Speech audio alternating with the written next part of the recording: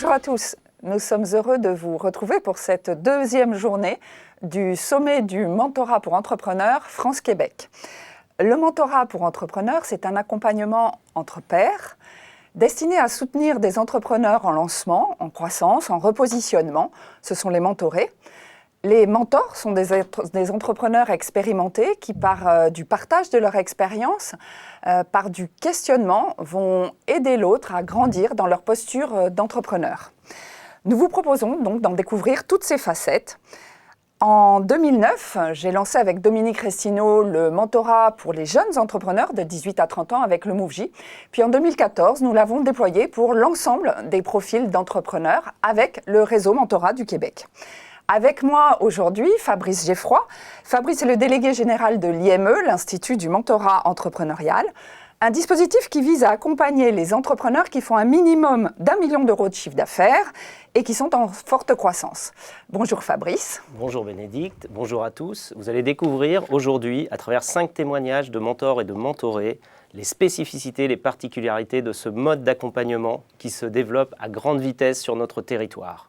Nous allons découvrir toutes ces dimensions tout au long de nos entretiens. Avec nous, Alexis Delbe, mentor à l'Institut du mentorat entrepreneurial, et Jean-Marc Lalagne, mentor au MoveJ. Alors Alexis, votre parcours est extrêmement riche et puis surtout vous êtes toujours en activité. Alors, vous en êtes quand même à votre 8e accompagnement mentoral. Pourquoi accompagner des entrepreneurs ? Alors je pense qu'il y a plusieurs facettes dans ce souhait d'accompagner les entrepreneurs. D'abord parce que j'aurais aimé l'être moi-même dans mes expériences entrepreneuriales. La capacité de discuter et d'échanger avec quelqu'un qui a un parcours éclairant. Clairement, c'est quelque chose qu'on essaie de faire avec ses proches, etc. Mais là, c'est dans une démarche qui est quand même beaucoup plus structurée. Donc ça, c'est la première chose. La deuxième chose, c'est qu'en tant que mentor, on découvre des gens qui sont de secteurs très différents et donc des situations différentes, des business différents et des gens qui ont des problématiques qui sont différentes. Et le dernier point, c'est que l'exercice lui-même est quand même assez enrichissant, puisqu'on n'est pas dans une démarche de donner du conseil ou de coacher. Le domaine de conseil, c'est mon activité professionnelle. Là, on est dans une démarche où on va essayer de faire en sorte que l'entrepreneur trouve avec sa propre situation, son propre raisonnement, ses propres clés à ses propres problèmes.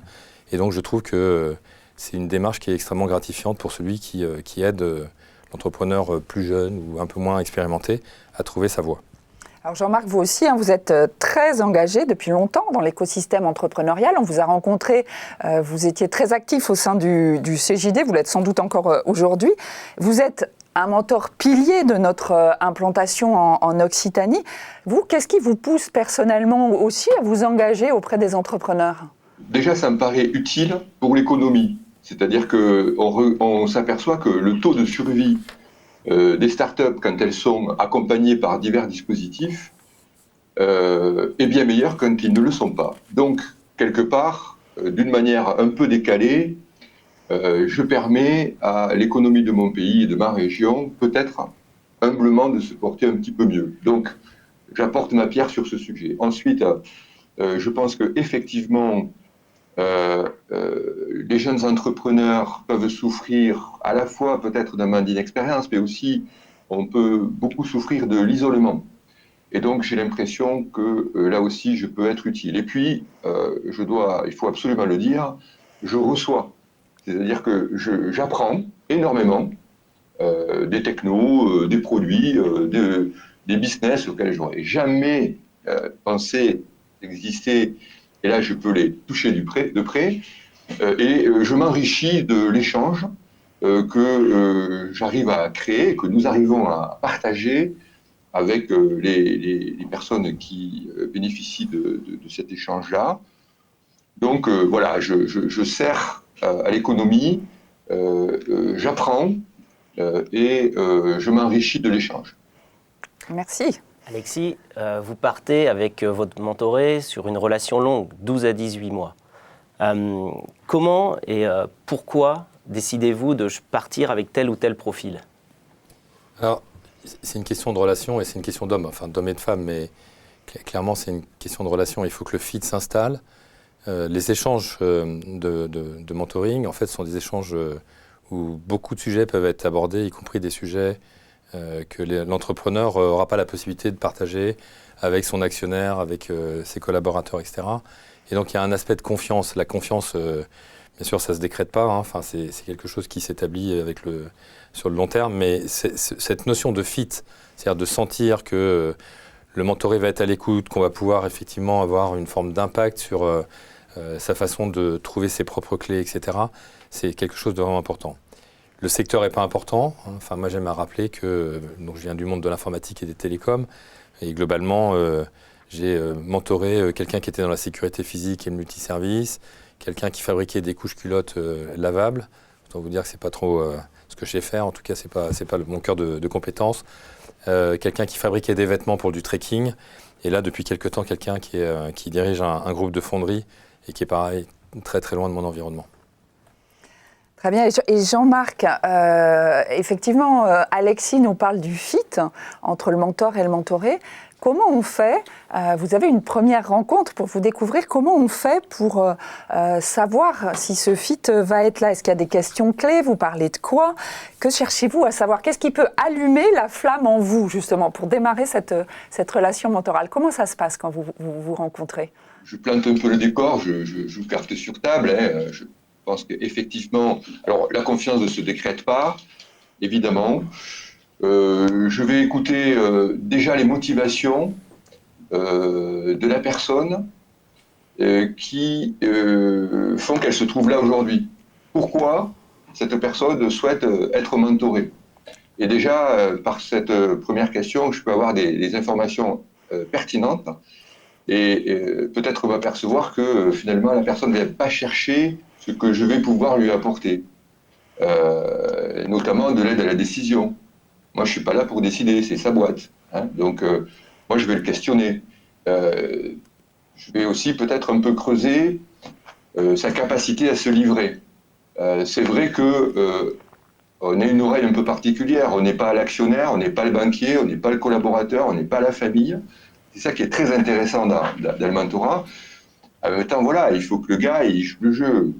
Il n'y a personne, bien sûr. Donc, voilà, c'est ces petites questions que je vais poser. Et puis, quand je vais planter le décor, je vais dire, voilà, je ne vais pas décider, je vais beaucoup questionner, je vais écouter.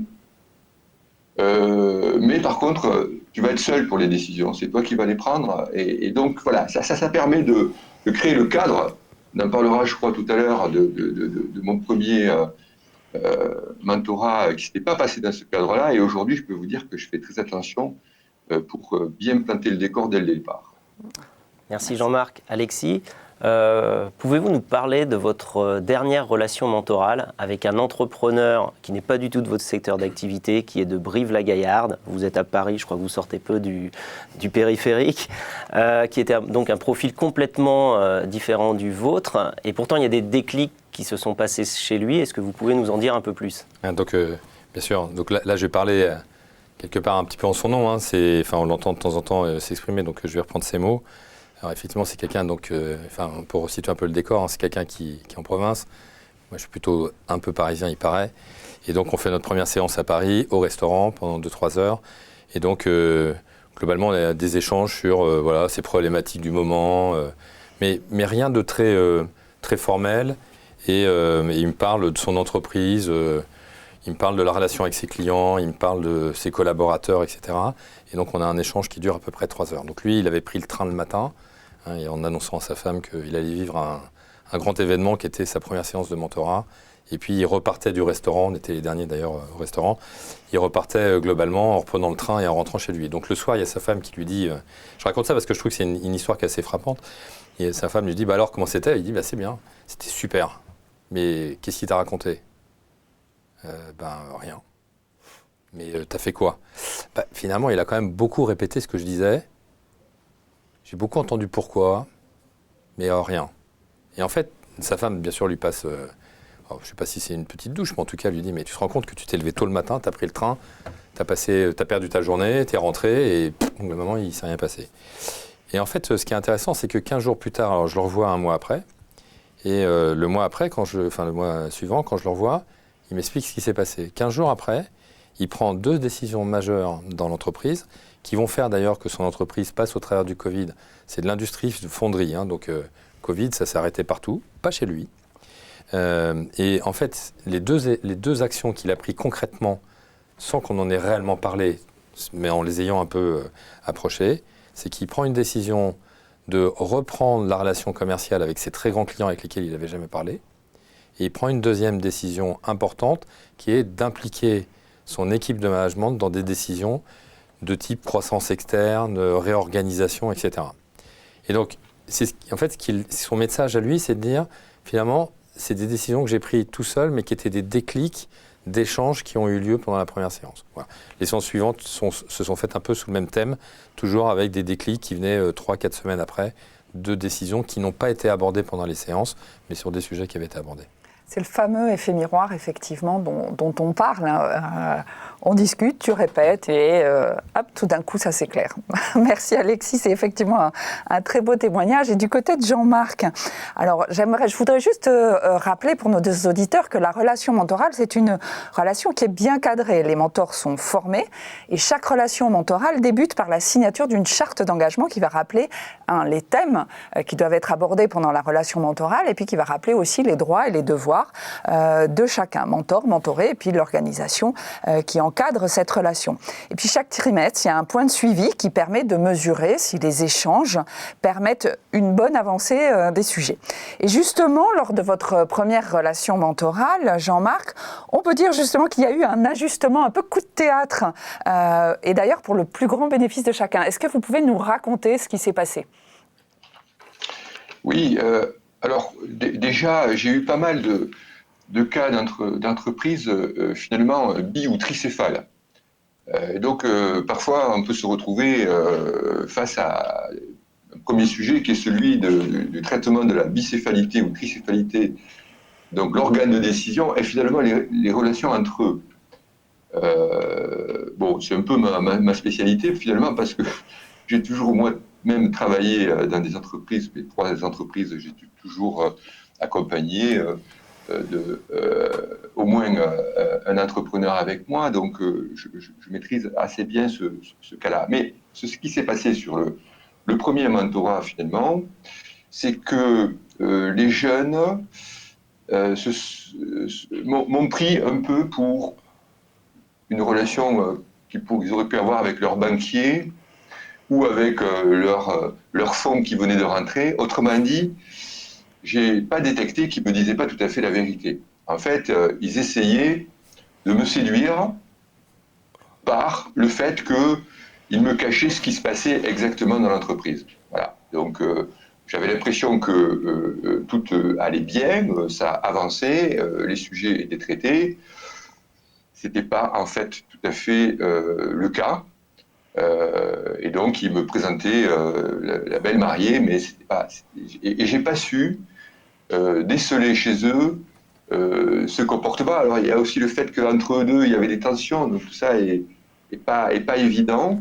Et ils m'ont caché la situation. Donc, au bout de 6 mois, lors du point des 6 mois, patatras, les choses vont pas. Et là, je le découvre. Voilà. Donc, ça a été un choc pour eux, un choc pour moi. Ça m'a permis, avec eux et par la suite, d'aborder ce sujet dès le départ. Et je rajoute quelque chose qui est extrêmement important dans la relation mentorale, c'est le fait que nous soyons, bien sûr, pas rémunérés. Cette absence de rémunération dans la relation que nous avons avec l'entrepreneur, relation rémunérée ou actionnariale arrière future, ça nous met à l'aise pour que chacun reste à sa place et que, notamment, nous, en tant que mentors, nous puissions nous exprimer librement sur ce que nous voyons, nous sentons, nous pensons. Voilà. Alors, encore une fois, ça a décidé, mais ça met tout le monde d'accord, ce sujet-là. Voilà. Donc, maintenant, je fais très, très attention à détecter de temps en temps les entrepreneurs ou entrepreneuses qui souhaitent cacher certains aspects de l'entreprise qui ne vont pas, et je vais bien les questionner et m'assurer que la situation est bien identifiée et qu'on a pu en parler. Parce que finalement, c'est un peu ça la vie de l'entrepreneur, c'est d'avoir des choses très difficiles. Et le mentor, c'est le seul qui peut entendre justement toutes ces difficultés. C'est un de notre rôle, c'est effectivement d'écouter les situations compliquées où un entrepreneur ne va pas pouvoir en parler à sa famille, à ses associés, à ses salariés, à son banquier. Et c'est là où on parle d'isolement. Et nous, on est la soupape de sécurité. Et en même temps, on est là pour dire, ça arrive, hein, on y est tous passés. C'est extrêmement compliqué, rien n'est simple. Tu n'es pas le seul à qui c'est arrivé. Et donc, on dédramatise. Moi, je dédramatise. J'ai l'impression chaque fois que ils ont l'impression d'être les seuls à vivre des situations compliquées, et le seul fait de leur dire que non, on y est tous passés, et même à 55 ans, on peut encore vivre des moments comme ça dépassionne la décision. Alexis, je me tourne vers vous. Votre métier désormais, c'est la fusion-acquisition. En quoi, lors d'un processus de levée de fonds, par exemple, un mentor peut être utile à côté de cet accompagnement technique? C'est une bonne question, et en fait, je pense que le sujet, c'est pas pendant le processus de levée que le mentorat va être intéressant. Pour une raison assez simple, c'est que le mentorat, ça travaille sur la posture de dirigeant. Et donc, pendant la phase de levée, qui est un moment un peu de réalité, ou de vérité, et qui est un moment un peu difficile, finalement, c'est déjà un peu tard. Donc, je dirais plutôt que le mentorat peut aider fortement avant, et donc dans des structures d'incubation, d'accélération, ou même sans structure, le mentorat peut avoir en fait un effet très bénéfique en travaillant justement sur la posture du dirigeant pour faire en sorte que le dirigeant soit très fort dans un process qui est finalement quand même assez compliqué à rencontrer des gens qui font un métier différent et qui vont lui prêter de l'argent, qui vont mettre de l'argent dans son entreprise. Voilà. Et puis après la levée de fonds, puisque il se retrouve avec un actionnaire qui attend de la performance.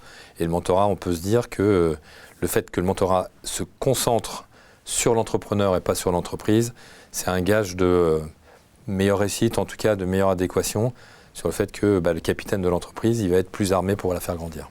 Merci Jean-Marc, merci Alexis. Nous vous remercions vivement pour vos témoignages inspirants et éclairants. Nous allons désormais retrouver 3 mentorés qui vont nous expliquer comment ils ont su se transformer, croître ou se développer grâce au mentorat entrepreneurial.